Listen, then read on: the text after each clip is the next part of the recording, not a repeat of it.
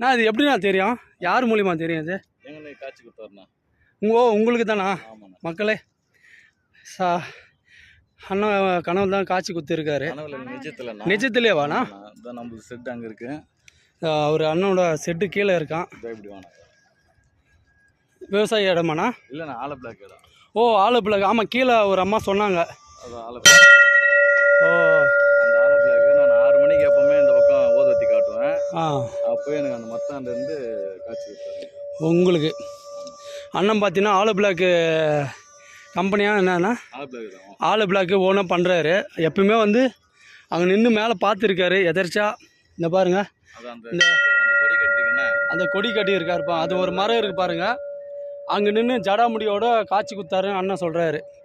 அவர் சந்தேகத்தில் வந்து மேலே எப்படி நான் பார்த்துட்டு கம்முன்னு விட்டீங்களா? பார்த்துன்னு ஒரு 2-3 மாதம் ஏற முடியல. விட மாட்டார்.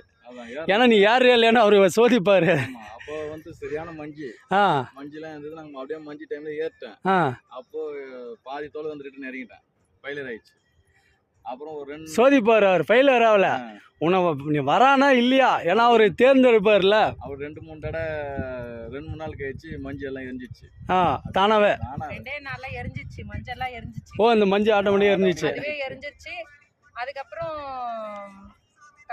தூங்க விடல. பாதி ராத்திரில வாடா, ஏன்டா கஷ்டப்பட்ட, இப்போ வாடான்னு கூப்பிடுறாரு. மேல போகணுன்ற எண்ணம் தான். மேல போலான்னுட்டு. அப்புறம் வெடிகாலம் வந்து கீழே செட்டாண்டே சாமி கும்பிட்டு இருக்கும்போது இங்க ஒரு வெளிச்சம் மாதிரி தெரிஞ்சிச்சு. ஓ, பேர் சொல்லாதும் வந்து போலாமான்னும் போது பளிர்னு சொன்ன மாதிரி உடம்பே சிலுக்குது. அப்படியே அங்க மாதிரி ஜொலிக்கிற மாதிரி இருந்துச்சு.